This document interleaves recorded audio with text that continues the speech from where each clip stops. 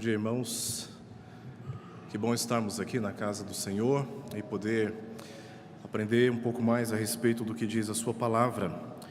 Como já foi dito, nesta ocasião nós teremos uma sala única e nesse tempo nós costumeiramente usamos um pouco mais de tempo na exposição.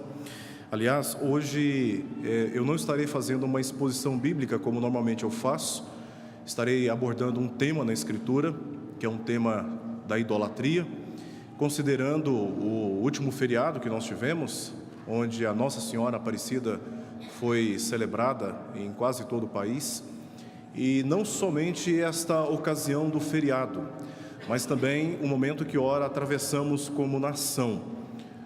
As discussões políticas, as discussões em torno da ideologia de gênero, a ascensão da homossexualidade na nossa sociedade, o índice de divórcios que nós temos experimentado na nossa sociedade e tantos outros problemas que estamos assistindo e também sofrendo com eles. Eu quero abordar o assunto da idolatria, considerando, como já foi dito, não apenas a questão da Nossa Senhora Aparecida, chamada de padroeira do Brasil, mas também todos esses problemas que nós estamos sofrendo, não apenas sociais, mas também problemas espirituais. E o tema que eu estou dando para esta mensagem é a idolatria e a verdadeira religião. Vamos orar mais uma vez? Senhor, nós estamos na Tua presença por causa daquilo que o Senhor Jesus fez em nosso lugar, substituindo-nos naquela cruz e sofrendo o alto preço do nosso próprio pecado. É por causa dele que estamos na sua presença. Nós queremos permanecer assim, em comunhão com o Senhor. Por isso pedimos que o Senhor nos lave de todo o pecado e transforme os nossos valores. Ajuda-nos pela sua palavra a entender qual é o caminho que devemos percorrer como os teus filhos. Pedimos por esta mensagem de agora, este assunto tão importante que toca a nossa realidade cristã também. Que o Senhor nos oriente e nos mostre, ó Deus, a maneira correta que devemos lidar com as tensões dos nossos dias. Nós oramos por isso, confiados na obra do Senhor Jesus Cristo, teu único Filho. Amém, Senhor. Amém. Então, o politeísmo, desde os tempos mais remotos, sempre foi uma religião dominante no mundo e um problema para o povo de Deus. A nação de Israel nasceu e cresceu cativa pelo Egito, onde havia centenas de ídolos. As 10 representações mais conhecidas foram usadas por Deus para castigar os egípcios, inclusive o próprio faraó, que se considerava um deus, um ser divino, uma encarnação do deus Ra, foi humilhado publicamente pelo Deus verdadeiro, por ter se recusado obedecê-lo, libertando e liberando o povo de Israel do Egito. Apesar desse testemunho dado pelo próprio Deus, da libertação da opressão do Egito, os israelitas ainda carregavam uma certa confiança nos falsos deuses, pois quando Moisés estava no Monte Sinai, recebendo as leis de Deus, o povo lá embaixo resolveu construir um bezerro de ouro e passou a adorar esse bezerro de ouro, e ainda dizendo que foi aquele Deus que eles fundiram com as suas próprias mãos é que havia os retirado das terras do Egito. Por diversas vezes na história quebraram aliança com Deus recorrendo à idolatria. Esse problema da idolatria não é um problema apenas da sociedade pagã, é um problema que vem também perturbando e afligindo o povo de Deus. No período dos juízes, isso se tornou ainda mais recorrente, pois serviram os deuses da Babilônia, Fenícia, Síria, Sidom, Moábia e da Filístia. Juízes, capítulo 10, verso 6, diz assim: tornaram os filhos de Deus a fazer o que era mal perante o Senhor e serviram aos Balaíns, deuses da Babilônia, a Astarote, um deus da Fenícia, e aos deuses da Síria, aos de Sidom, de Moabe, dos filhos de Amon e dos filisteus, da Filístia. Deixaram o Senhor e não o serviram. Veja que o problema da idolatria está aqui presente no meio do povo de Israel. No Antigo Testamento, prevaleciam duas formas de idolatria, sendo as duas proibidas pelo Decálogo. Lá em Êxodo capítulo 20, verso 3 diz: não terás outros deuses diante de mim. A recomendação de Deus naquele mandamento era de proibir os israelitas de adorarem qualquer outro Deus senão o Senhor, eliminando assim as falsas formas de religião idólatra praticadas pelas nações vizinhas. O segundo mandamento do Decálogo proibia a adoração do Deus de Israel na forma de uma imagem ou ídolo. O texto diz: não farás para ti imagem de escultura, nem semelhança alguma do que há em cima nos céus, nem embaixo na terra, nem nas águas debaixo da terra. Não as adorarás, nem lhes darás culto, porque eu sou o Senhor teu Deus, Deus zeloso, que visito a iniquidade dos pais nos filhos até a terceira e quarta geração daqueles que me aborrecem, e faço misericórdia até 1000 gerações daqueles que me amam e guardam os meus mandamentos. Já no Novo Testamento, a idolatria era praticada em várias formas, em todas as partes do Império Romano, sendo firmemente resistida pela igreja cristã primitiva através dos apóstolos, pois representava uma perversão da verdadeira religião.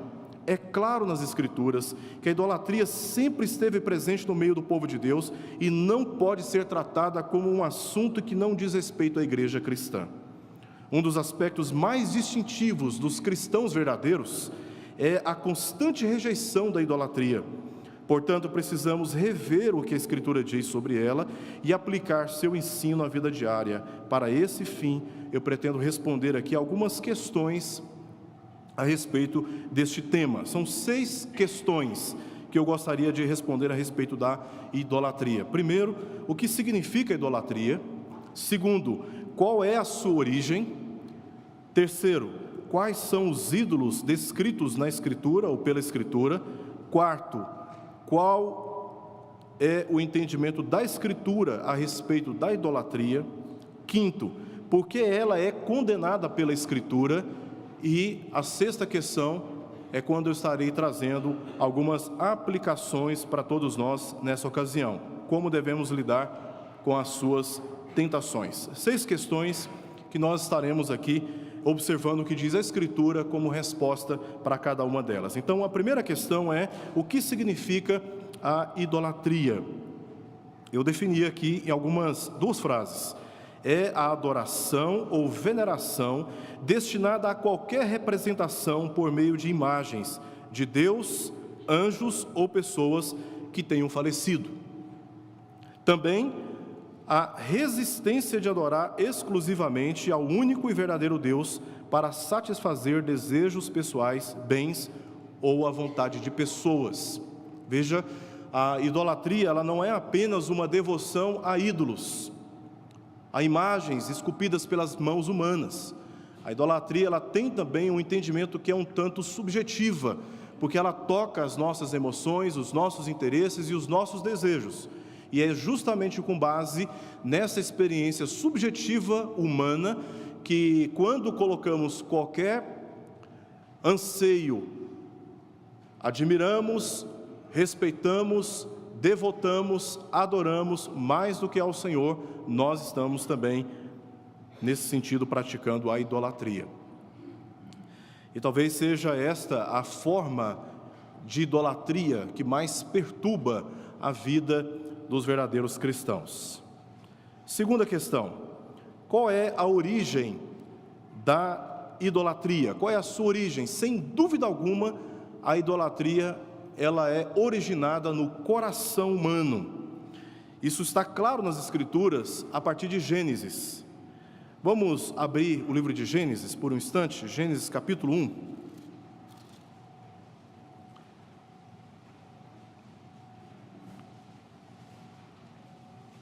Gênesis capítulo 1, versos 26 e verso 27. Aqui nós entendemos a origem do pecado em todas as suas formas. Capítulo 1, especialmente ao capítulo 3, nós temos uma descrição de como tudo estava em plena harmonia com o Criador, e como o pecado afetou toda esta harmonia. Versos 26 e 27 dizem assim: também disse Deus: façamos o homem à nossa imagem, conforme a nossa semelhança. Por isso, tenha ele domínio sobre os peixes do mar, sobre as aves do céu, sobre os animais domésticos, sobre toda a terra e sobre todos os répteis que rastejam pela terra. Criou Deus, pois, o homem à sua imagem. A imagem de Deus o criou, homem e mulher os criou. Agora vamos para o capítulo 3, versos 4 e versos 5. Nós conhecemos bem a história. Deus proibiu o homem de comer da árvore do conhecimento do bem e do mal, e a mulher sofre a tentação do diabo, e aí nós vemos a partir do verso 4 até o verso 6.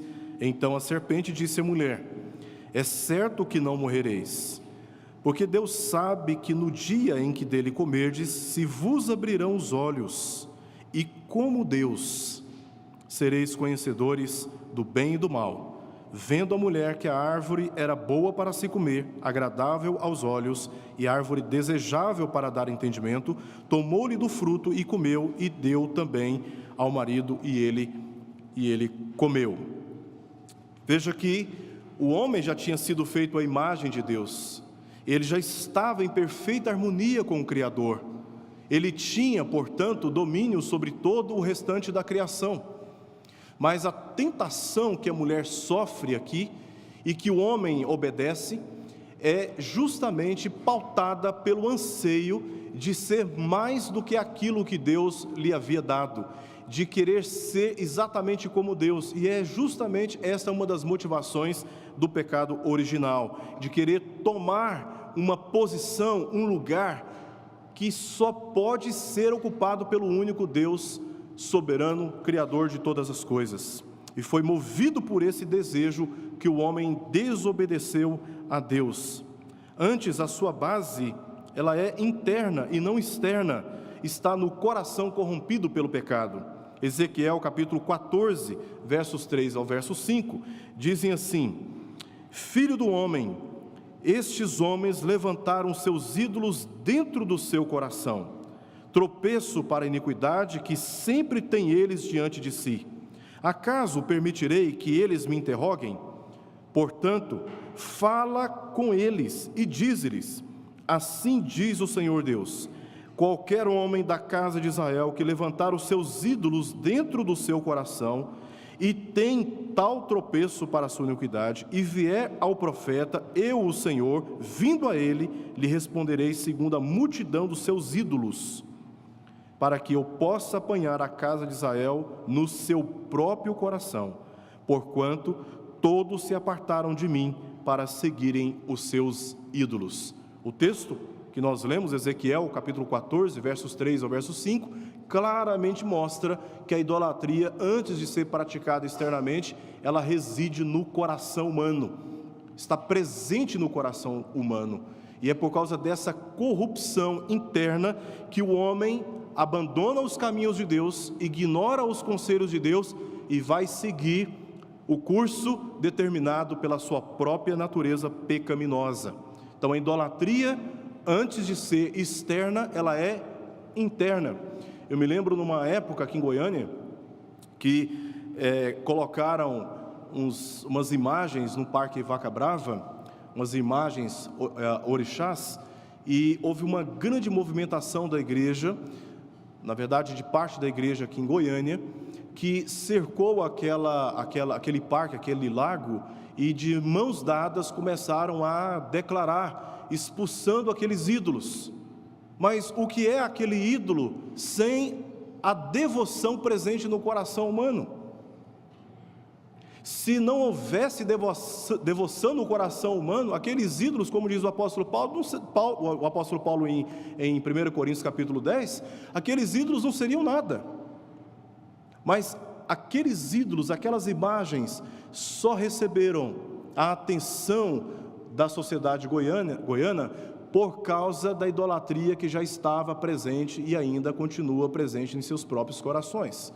não se expulsa os ídolos do coração apenas com a força das nossas declarações, mas é diante dos pés do Senhor Jesus, se convertendo dos seus maus caminhos e se arrependendo deles. Então, a primeira questão, que significa a idolatria. A segunda, qual é a sua origem? Já vimos que está presente no coração humano, nesse ímpeto do coração corrompido, que busca o prazer, a segurança e a autonomia, o poder à parte de Deus. Ignora-se a dependência de Deus para viver de acordo com seus próprios interesses. E a terceira questão é, quais são os ídolos descritos pelas Escrituras? Primeiramente, a Escritura descreve um ídolo como uma imagem fundida, feita pelas próprias mãos humanas. Qualquer imagem criada pelo homem que receba devoção, adoração e seja meio de esperança. Por que que os homens criam as imagens? Por que que os homens fazem orações a essas imagens? Por que que os homens se curvam diante dessas imagens? Porque eles depositam a essas imagens uma expectativa de serem atendidos nas suas próprias necessidades. Deposita-se nessas imagens a esperança de que, uma vez devotadas, uma vez adoradas, uma vez veneradas, eles sejam assistidos nas suas necessidades. E as Escrituras, elas claramente em Êxodo capítulo 20, verso 4 e verso 5, Deuteronômio capítulo 4, verso 15 ao verso 19, e também Deuteronômio capítulo 27, verso 15, descreve a idolatria como sendo representada pelas imagens esculpidas pelas mãos das pessoas. Esta talvez seja a mais imediata descrição que a Escritura faz a respeito dos ídolos. Mas a Bíblia também, ela claramente mostra que a idolatria, ela não é direcionada apenas para estas imagens esculpidas pelas mãos dos homens, ela é também direcionada a pessoas. Nós praticamos idolatria, muitas vezes, adorando, venerando e depositando esperança em pessoas que não podem fazer por nós aquilo que somente Deus pode fazer. Qualquer pessoa, em razão da sua autoridade, eu diria até da sua santificação, da sua santidade, qualquer pessoa, em razão da sua autoridade, confiança que nos transmite, habilidades admiráveis, ou que podemos depositar nelas confiança, admiração, mais que ao Senhor, praticamos a idolatria. Há exemplos na Bíblia a respeito dessa forma de idolatria. Os faraós egípcios, que eram, como já disse, reconhecidos como uma encarnação ou uma reencarnação do deus Ra, eles eram tratados como divinos, eles eram adorados como se fossem o Deus verdadeiro. Reis como Nabucodonosor, que edificou uma imagem de si mesmo e reivindicou e determinou que todos os moradores da Babilônia o adorassem.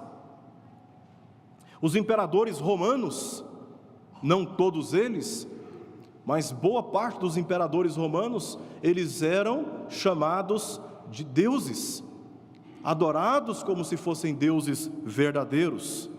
O próprio apóstolo Paulo e Barnabé, em Listra, eles chegaram na ilha de Creta, e de Creta foram para Listra, e ali pregaram o Evangelho, fizeram sinais, e as populações que eram idólatras identificaram Barnabé como sendo uma encarnação do deus Júpiter, que eles adoravam, e Paulo como sendo uma encarnação do deus Mercúrio, e ofereceram adoração aos apóstolos.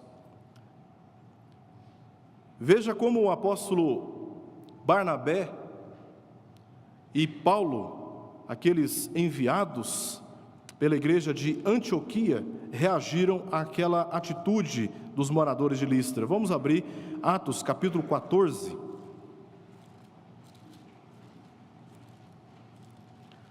Atos capítulo 14, leremos o verso 15. E depois, o verso 18. Aqueles homens enviados pela igreja de Antioquia, com a missão de pregar o Evangelho, fizeram sinais, e a admiração das pessoas sobre aquilo que eles estavam fazendo, pregando e realizando sinais, despertou tanta admiração que eles imediatamente passaram a ser tratados como se fossem deuses.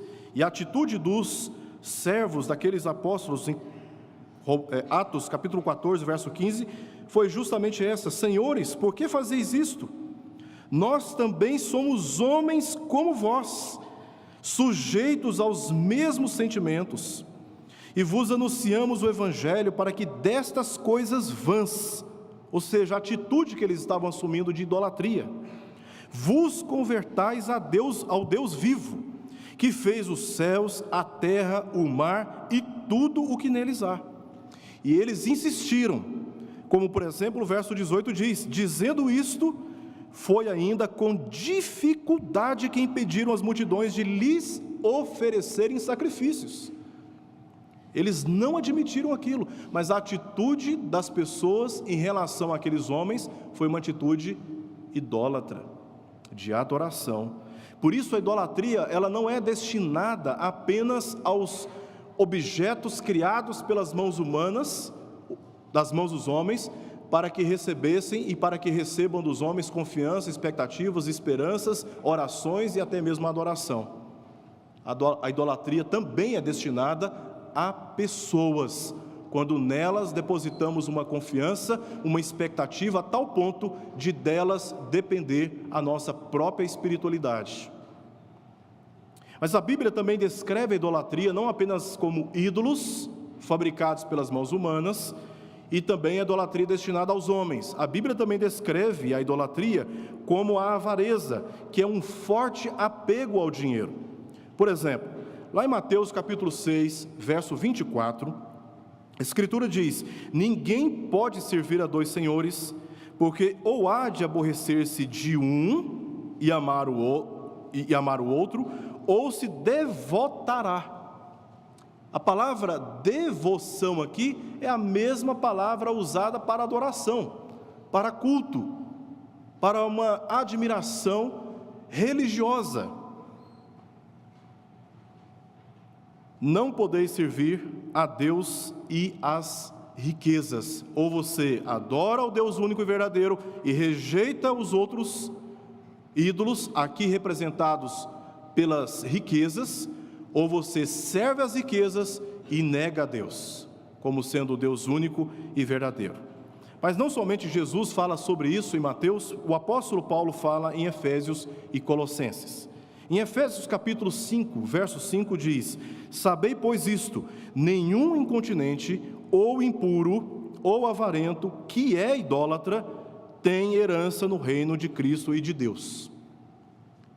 Então, o avarento é este que tem um forte apego ao dinheiro, às coisas materiais. Em Colossenses 3,5, o apóstolo Paulo continua dizendo: fazei, pois, morrer a vossa natureza terrena, prostituição, impureza, paixão lasciva, desejo maligno e avareza, que é idolatria. E a avareza, que é idolatria.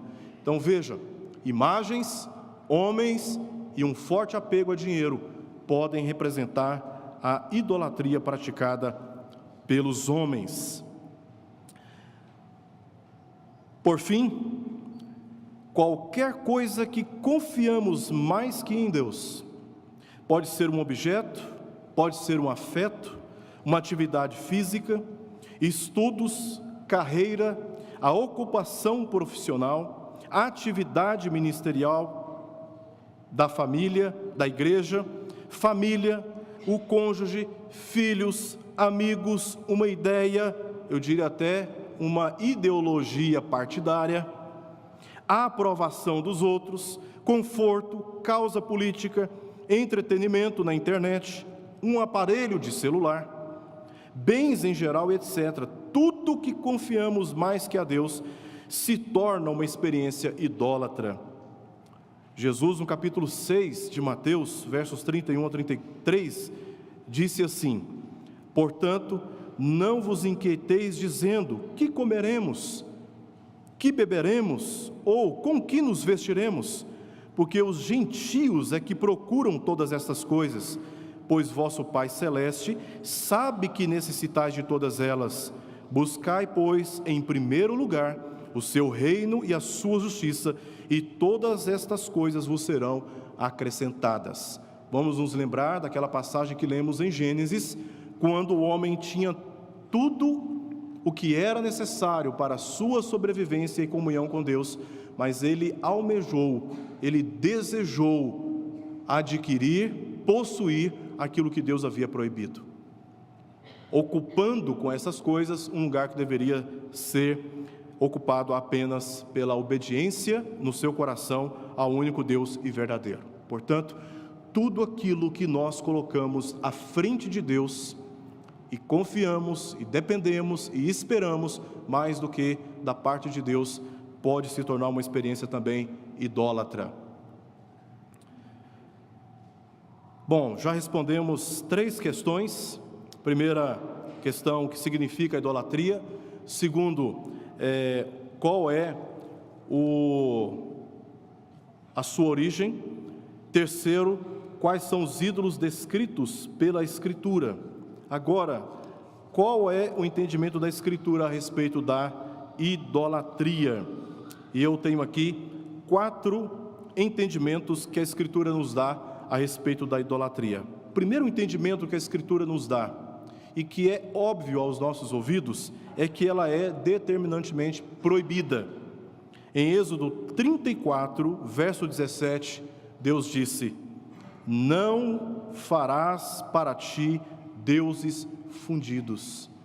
Não farás para ti deuses fundidos. Em Deuteronômio capítulo 4, verso 16 a 19, diz: guarda-te, não levantes os olhos para os céus, e vendo o sol, a lua e as estrelas, a saber, todo o exército dos céus, sejas seduzido a inclinar-te perante eles e des culto àqueles, coisas que o Senhor teu Deus repartiu a todos os povos debaixo de todos os céus. Claramente a Escritura proíbe a idolatria. Segundo, a Escritura nos traz o entendimento de que a idolatria ela é uma abominação.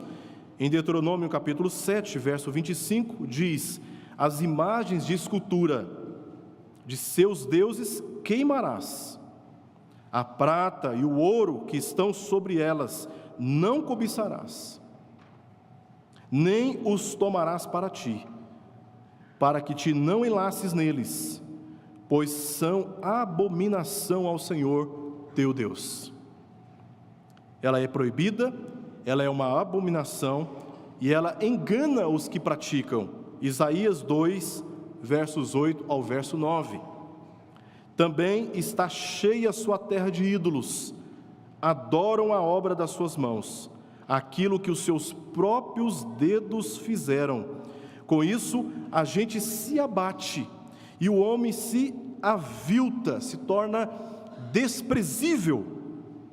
Portanto, não lhes perdoarás.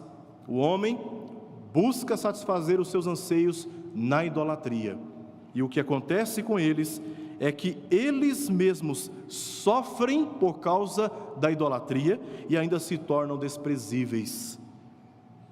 Engana os que praticam. Em quarto lugar, a Escritura traz o entendimento a respeito da idolatria, dizendo que ela mantém o homem na sua própria corrupção espiritual. De forma alguma a idolatria pode trazer a verdadeira esperança, salvar o homem, redimi-lo, consolá-lo das suas aflições espirituais. Porque o Salmo número 115, nos versos 4 a 8, dizem assim: prata e ouro são os ídolos deles, obra das mãos de homens. Tem boca e não falam, tem olhos e não veem, tem ouvidos e não ouvem, tem nariz e não cheiram, suas mãos não apalpam, seus pés não andam, som nenhum lhes sai da garganta, tornam-se semelhantes a eles, os que os fazem e quantos neles confiam. Então, aqueles que praticam esses ídolos, espiritualmente apenas se mantêm como os ídolos são: mortos, estéreis, espiritualmente infrutíferos, porque é a semelhança deles, dos ídolos, que os seus adoradores se tornam, diz a Escritura. Em penúltimo lugar, penúltima questão: por que a idolatria é condenada pela Escritura? Então nós temos aqui 5 respostas do porquê a Escritura condena a idolatria. Primeiro, porque há um só Deus e verdadeiro, digno de ser adorado. Ninguém pode ser comparado ao Deus que nós depositamos a nossa confiança, ao Deus Criador, ao Deus soberano. O próprio Deus reivindica a adoração somente a si. Em Êxodo capítulo 20, versos 3 e verso 6, não terás outros deuses diante de mim, disse o Senhor. Não farás para ti imagem de escultura, nem semelhança alguma do que há acima nos céus, nem embaixo na terra, nem nas águas debaixo da terra. Não as adorarás, nem lhes darás culto. Por quê? Porque eu sou o Senhor, teu Deus, Deus zeloso, que visito a iniquidade dos pais nos filhos até a 3ª e 4ª geração daqueles que me aborrecem, e faço misericórdia até 1000 gerações daqueles que me amam e guardam os meus mandamentos. Ele também declara não haver nada e ninguém que possa ser comparado a ele.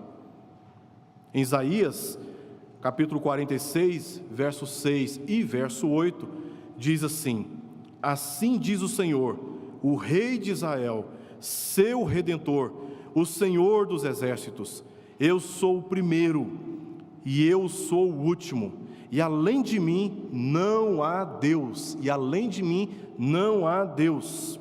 Verso 8: há outro Deus além de mim? Não há outra rocha que eu conheça. O próprio Deus reivindica a adoração somente a si. O próprio Deus declara que há apenas um único Deus verdadeiro digno de ser adorado. Ezequiel capítulo 20, versos 18 ao verso 19. Claramente, Deus condena a idolatria, que é uma forma de rebelião, quando diz: mas disse eu a seus filhos no deserto: não andeis nos estatutos de vossos pais, nem guardeis os seus juízos, nem vos contaminareis com seus ídolos. Eu sou o Senhor vosso Deus, andai nos meus estatutos e guardai os meus juízos e praticai-os. Porque a palavra do Senhor é final, é autoridade final para a comunidade de Israel, para a igreja.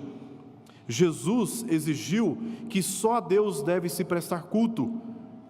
Em Mateus capítulo 4, verso 10, quando ele sofre aquela tentação do diabo. E aqui Jesus está apenas refletindo o que diz Deuteronômio capítulo 6, verso 13. Então Jesus lhe ordenou: retira-te, Satanás, porque está escrito: ao Senhor teu Deus adorarás, e só a Ele darás culto.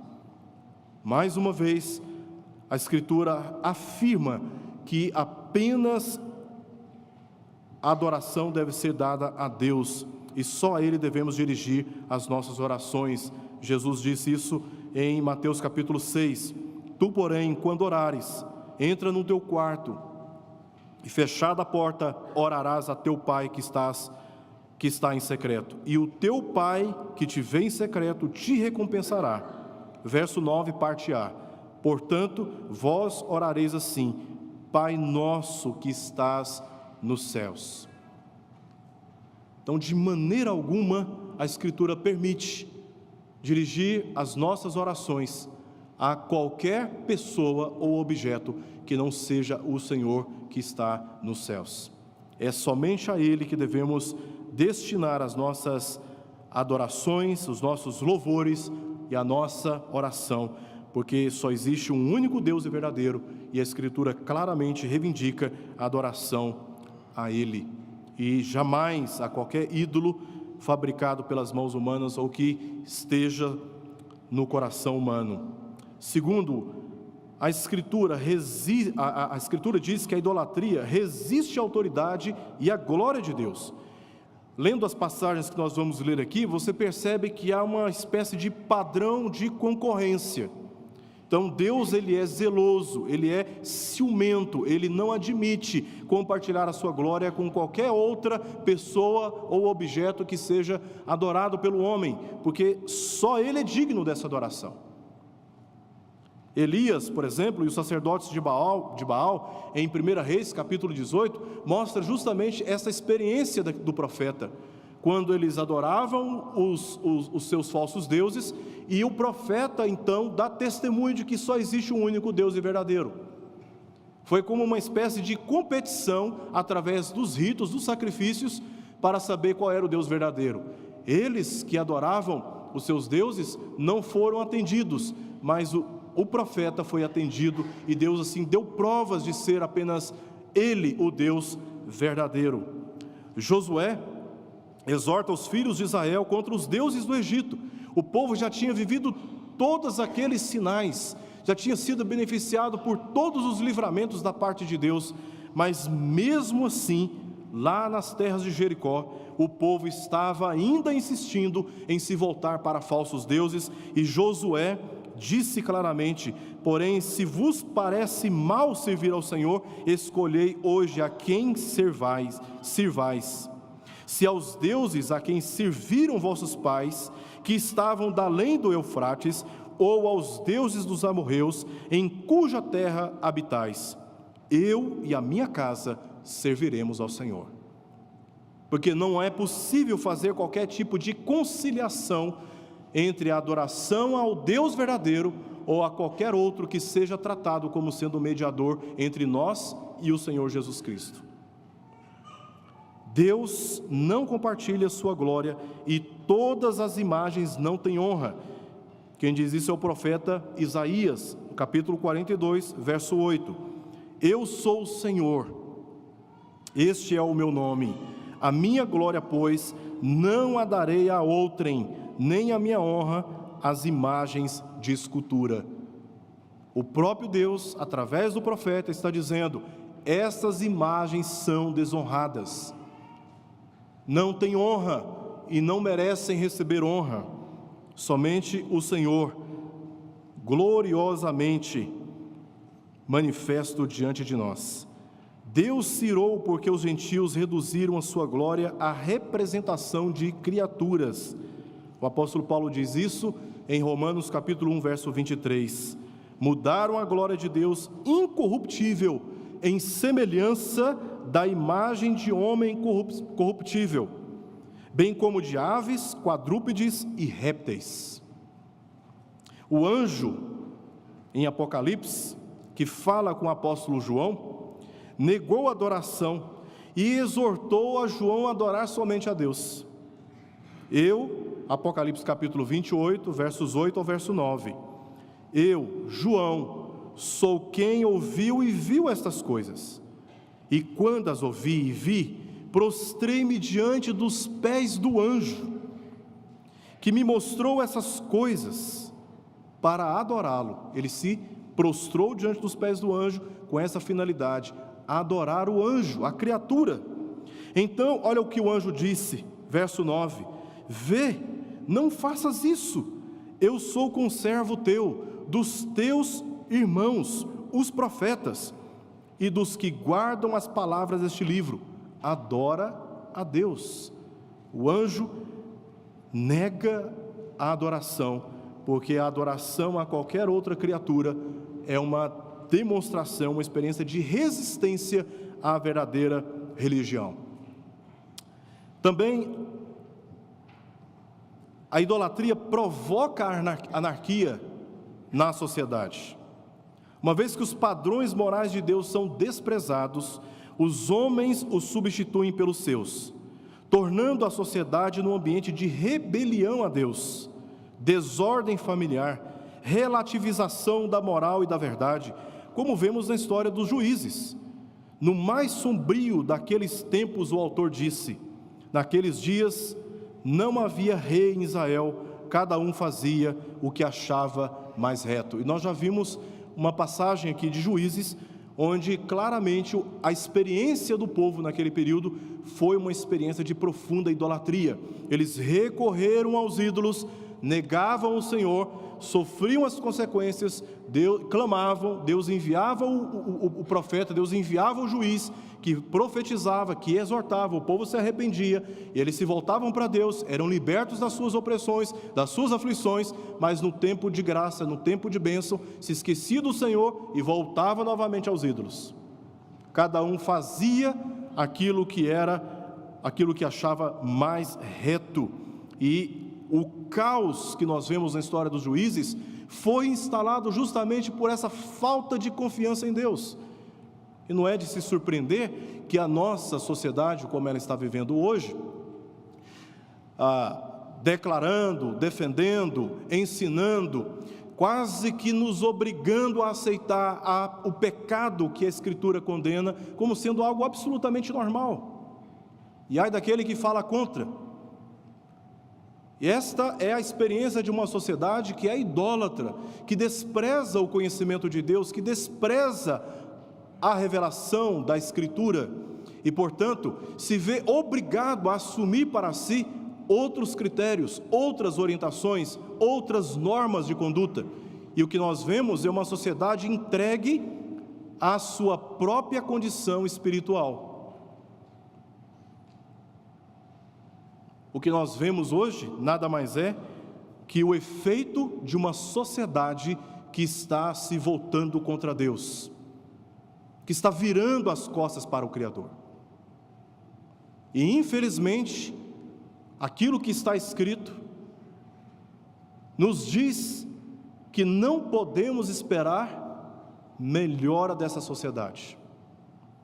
Essa sociedade caminha e continuará caminhando para um grande e profundo abismo, porque é uma sociedade idólatra.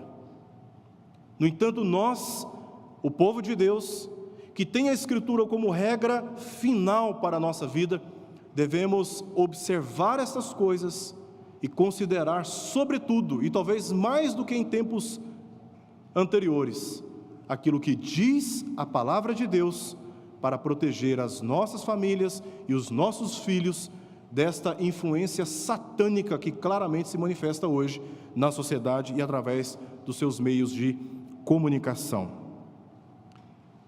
O apóstolo Paulo diz em Romanos capítulo 1, versos 26 e verso 27, que a idolatria, ela promove a imoralidade. O apóstolo Paulo disse que os gentios, quando abraçaram a idolatria, na sua justa ira, os entregou Deus a paixões infames, porque até as mulheres mudaram o modo natural das suas relações íntimas por outro, contrário à natureza. Semelhantemente, os homens também, deixando o contato natural da mulher, se inflamaram mutuamente em sua sensualidade, cometendo torpeza, homens com homens, e recebendo em si mesmos a merecida punição do seu erro. O que é o crescimento desta imoralidade na sociedade, desta corrupção moral, senão um desvio de Deus e da sua palavra? Isto é uma manifestação da idolatria presente no coração do homem que rejeitou a Deus e que, por ser essencialmente religioso desde a criação, ao deixar de adorar a Deus, vai adorar seus anseios, os seus desejos e aquilo que na sociedade externamente, por influência de Satanás, lhes são oferecidos. E o que nós vemos é uma sociedade cada vez mais imoral.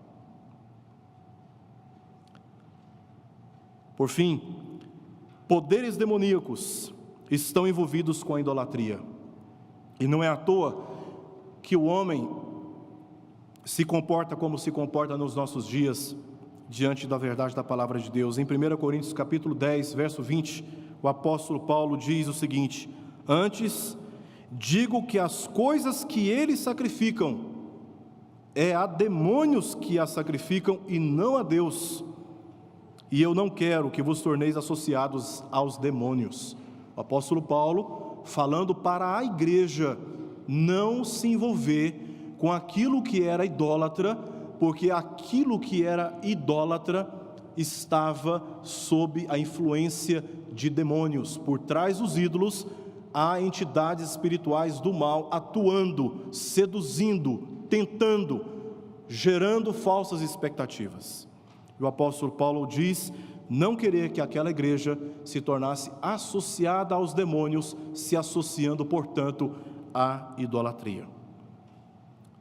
Para terminar, precisamos responder a última questão: como devemos lidar com a tentação da idolatria?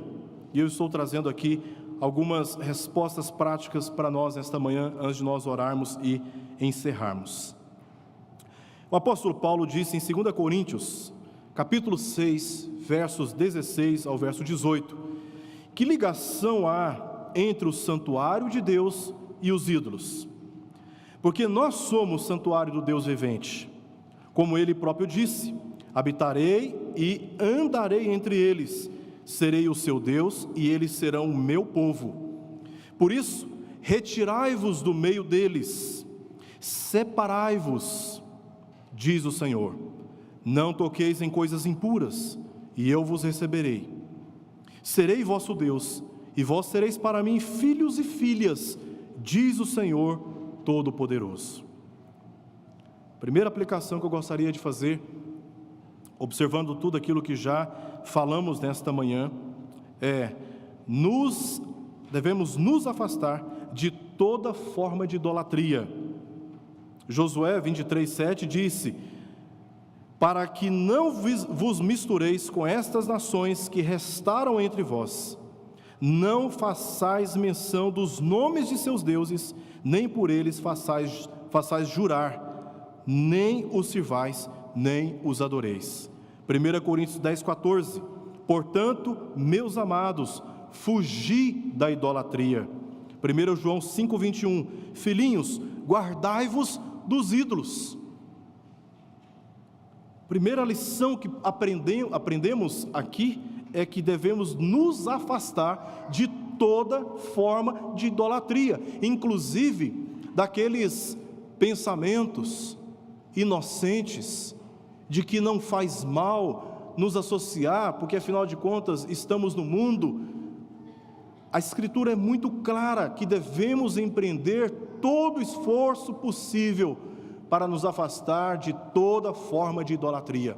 Não pode haver acordo entre a verdadeira religião, que adora, cultua e serve apenas a Deus, o Deus verdadeiro, e qualquer forma de idolatria deste mundo. Segundo, eliminando de casa objetos e imagens de idolatria. Eu sei que não é comum no nosso meio falar a respeito dessas coisas, mas veja o que diz a Escritura em Deuteronômio capítulo 7, versos 25 ao verso 26. As imagens de escultura de seus deuses queimarás. E aqui, as imagens de escultura dos seus deuses remete à memória do povo à sua experiência anterior no Egito, a sua experiência idólatra no Egito, a sua vida antes da libertação de Deus do povo de Israel do Egito, ou seja, a sua vida quando você ainda não estava andando nos caminhos do Senhor. Então, essas imagens de escultura de seus deuses queimarás, a prata e o ouro que estão sobre elas não cobiçarás, nem os tomarás para ti, para que te não enlaces neles, pois são abominação ao Senhor teu Deus. Não meterás, pois, coisa abominável em tua casa, para que não sejas amaldiçoado, semelhante a ela, de todo a detestarás, e de todo a abominarás, pois é amaldiçoada. É o próprio Deus, com o intuito de santificar o povo, de corrigir o povo, dizendo o que o povo deveria fazer com aquelas imagens que eles tinham como referência na terra e na época em que eles eram idólatras. Eles deveriam, inclusive, não apenas rejeitar a idolatria, mas eles tinham que tirar de dentro de casa todo objeto de idolatria. Eu estava agora, semana passada, na Guatemala, e eu entrei na casa de uma senhora lá, muito católica, e me surpreendeu a quantidade de imagens que estava dentro daquela casa. E estávamos com um casal de missionários, e eu disse para ele, falei, olha, ela com certeza ela não é cristã, né? Ele falou assim, não é. Imagens de todo tipo, de todo tamanho. Tinha uma sala que tinha uma espécie de buraco na parede, e ali ela colocou várias imagens.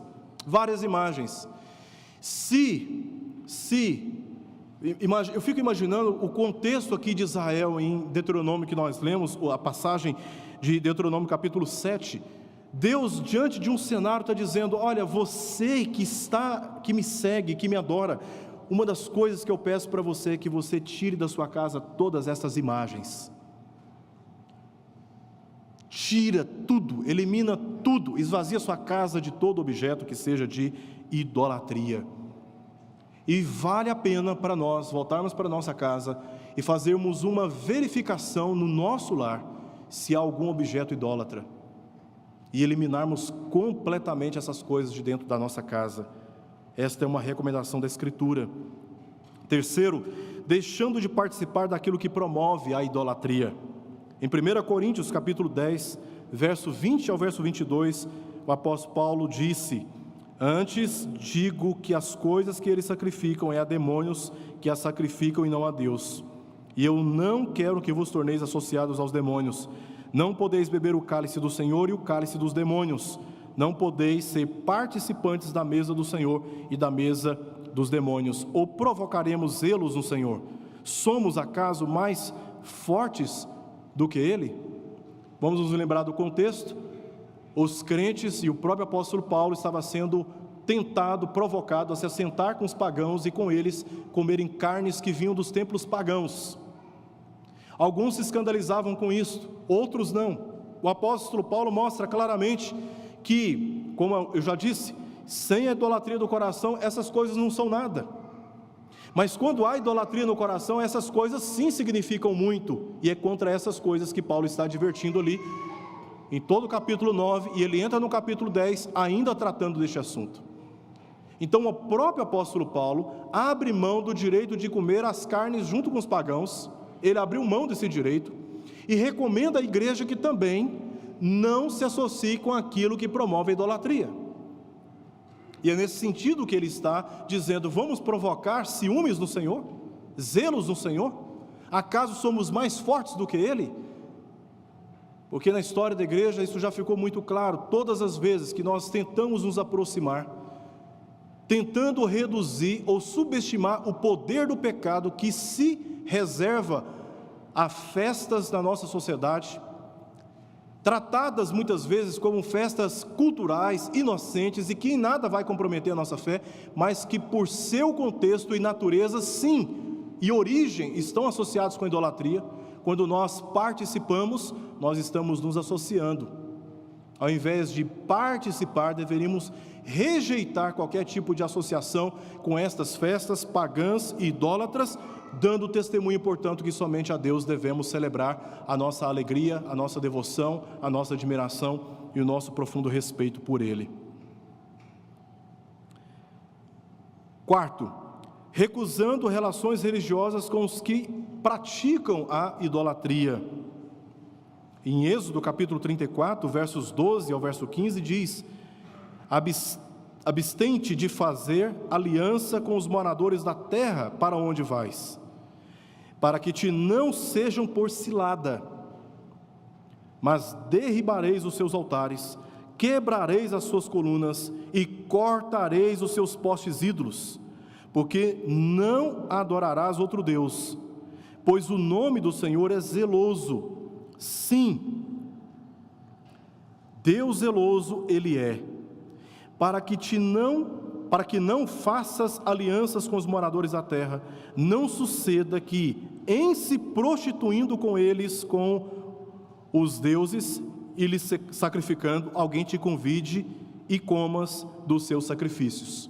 Porque o caminho deste adultério, ou seja, desta traição aos votos que fizemos ao Senhor, a aliança, ao pacto que fizemos com o Senhor, o caminho é sempre discreto. Ele sempre vem para a igreja como algo inocente, algo que não pode trazer nenhum mal.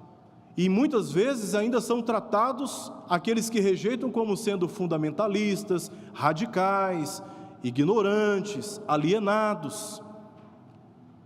Quando a história da igreja, e especialmente a própria história da Escritura, mostra que estas coisas entram na vida dos cristãos, entram na vida da igreja e consomem a sua vitalidade espiritual de modo muito sorrateiro. Aos poucos você se aproxima, aos poucos você já tem dúvida, aos poucos você já está questionando, aos poucos você já está declarando, fazendo declarações que são contrárias às Escrituras e se associando com aqueles que praticam a idolatria. Em 1 Coríntios capítulo 5, verso 11, Paulo insiste: mas agora vos escrevo que não vos associeis com alguém que, dizendo-se irmão, for impuro, ou avarento, ou idólatra, ou maldizente, ou beberrão, ou roubador. Com esse tal, nem ainda comais, ou seja, não tenha comunhão, não tenha aliança. Devemos recusar relações religiosas com os que praticam a idolatria. Também não se casando com os idólatras. Isso está claramente declarado na Confissão de Fé de Westminster, no capítulo 24. Mas há passagens nas Escrituras que também falam sobre isso, e eu quero ler pelo menos 3 aqui. Em Êxodo capítulo 34, verso 15, verso 16, não faças alianças com os moradores da terra, e, verso 16, tomes mulheres das suas filhas para os teus filhos, e suas filhas, prostituindo-se com os seus deuses, faças que também os teus filhos se prostituam com os seus deuses. Esse é um texto que mostra a força da influência da mulher. Você permite que os seus filhos se casam com idólatras. E quem que vai ganhar essa guerra? Quem que muitas vezes acaba tendo vantagem? São os idólatras, e os seus filhos agora estão associados com a idolatria, ou seja, abandonaram os caminhos do Senhor. Claramente, a recomendação e a sabedoria divina diz para não nos casarmos com idólatras. Devemos entender qual é o princípio que está aqui, que é o princípio da santidade de Deus e da aliança com o próprio Deus. Em Deuteronômio capítulo 7, versos 2 a 4 e também o verso 6 diz: não farás com elas aliança, nem terás piedade delas, nem contrairás matrimônio com os filhos dessas nações, não darás tuas filhas a seus filhos, nem tomarás suas filhas para teus filhos, pois elas fariam desviar teus filhos de mim, para que se servissem a outros deuses, e a ira do Senhor se acenderia contra vós outros, e depressa vos destruiria, porque tu és povo santo ao Senhor teu Deus. O Senhor teu Deus te escolheu para que lhe fosses o seu povo próprio, de todos os povos que há sobre a terra. Em 2 Coríntios capítulo 6, versos 14 e 15, não vos ponhais em julgo desigual com os incrédulos, porquanto que sociedade pode haver entre a justiça e a iniquidade? Ou que comunhão da luz com as trevas? Que harmonia entre Cristo e o maligno? Ou que união do crente com o incrédulo? A sabedoria divina recomenda que não devemos nos associar em matrimônio com os incrédulos, com os idólatras. Como diz o texto de Deuteronômio, o próprio Deus se iraria contra nós e sofreríamos posteriormente as consequências de uma decisão contrária àquilo que a Escritura nos recomenda. Em penúltimo lugar, testemunhando a verdade contra a idolatria. E aqui eu quero destacar a importância da nossa vocação missionária diante de uma sociedade que é idólatra. Em Atos capítulo 14, verso 15 e verso 18, diz: senhores, por que fazeis isto? Por que fazeis isto? Se referindo à prática da idolatria. Nós também somos homens como vós, sujeitos aos mesmos sentimentos. E vos anunciamos o Evangelho, para que destas coisas vãs vos convertais ao Deus vivo, que fez o céu e a terra e o mar e tudo o que há neles. Dizendo isso, foi ainda com dificuldade que impediram as multidões de lhe oferecerem sacrifícios. Aqueles homens de Deus não apenas rejeitaram a idolatria, mas anunciaram o Evangelho, mostrando para eles a necessidade de conversão, apontando para eles o Deus único e verdadeiro, o Criador de todas as coisas, e os exortou para que nos caminhos do Senhor eles andassem com confiança. E eu quero terminar dizendo que uma das recomendações bíblicas diante deste assunto da idolatria, e é com esta recomendação que eu gostaria de terminar: devemos confiar, acima de tudo e todos, no Deus único e verdadeiro. Salmo 115, verso 4 ao verso 11. Vamos abrir esta passagem? Salmo 115, verso 4 e verso 8. Desculpa, Salmo 115, verso 4 ao verso 11.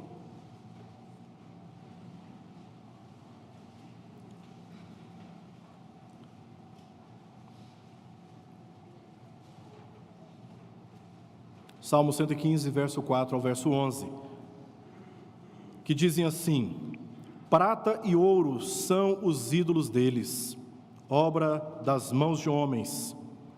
Tem boca e não falam, tem olhos e não veem, tem ouvidos e não ouvem, tem nariz e não cheiram, suas mãos não apalpam, seus pés não andam, som nenhum lhes sai da garganta. Tornam-se semelhante a eles os que fazem e quantos neles confiam.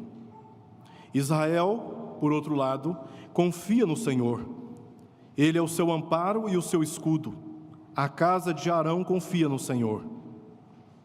Ele é o seu amparo e o seu escudo. Confiam no Senhor os que temem o Senhor. Ele é o seu amparo e o seu escudo. Oremos. Pai, diante das verdades da Tua Palavra que acabamos de conferir, queremos, em primeiro lugar, pedir ao Senhor perdão pelos nossos pecados, por todas as vezes que colocamos diante de Ti objetos, anseios ou pessoas, sobre quem depositamos mais confiança e esperança do que ao Senhor. Perdoa-nos, ó Deus. Perdoa-nos por todas as formas de idolatria que nós, como igreja, muitas vezes praticamos, nos desviando da verdade da Sua Palavra. Também, Senhor, queremos pedir perdão pela nossa sociedade. Pedimos perdão, ó Deus, por esta nação, por este país, profundamente idólatra, e que a cada dia se volta contra o Senhor. Perdoa, Senhor, o nosso povo das suas iniquidades, dos seus pecados. Considere, ó Pai, a obra que o Senhor Jesus realizou na cruz, e que misericordiosamente o Senhor possa chamar o nosso povo para os caminhos do Senhor, instrumentalizando a Tua igreja, que tem o Evangelho nas suas mãos. Que este povo se converta para o Senhor, que a nossa sociedade se converta para o Senhor, se arrependida de toda a imoralidade, de toda a rebelião, de toda a relativização da Tua Palavra, de todo o abandono dos padrões que o Senhor estabeleceu para a família. Que essa sociedade, Senhor, aprenda a temer o Teu nome e possa se voltar para o Senhor, que é o único e verdadeiro Deus, digno de ser não somente hoje, mas para todo sempre adorado. Por isso oramos pelo nosso povo brasileiro e rogamos pelas suas misericórdias, e que, segundo a Tua vontade, o Senhor se volte contra aqueles que deliberadamente estão declarando guerra contra o Senhor, a fim de que todo este mundo possa reconhecer que não há outro Deus senão o Senhor, justo e verdadeiro. Queremos, ó Pai, orar pelos nossos filhos, pelas nossas filhas e pelos nossos casamentos. Ajuda-nos, ó Deus, a viver uma relação pactual com o Senhor. honrando a aliança que foi estabelecida a nosso favor através do Teu Filho, e que, ó Deus, solenemente aceitamos esta aliança como um compromisso pessoal. Que a nossa vida seja santa aos Teus olhos, que os nossos caminhos sejam santificados, que os nossos anseios, a nossa esperança e a nossa confiança esteja somente no Senhor, como família que somos, família cristã. Oramos por isso, pois confiamos no Senhor e sabemos que o Senhor dos céus tem os seus ouvidos atentos ao nosso clamor. Ouça, Senhor, as nossas súplicas e atende segundo a sua soberana vontade, e nos abençoe. Oramos por isso, em nome de Jesus. Amém, Senhor.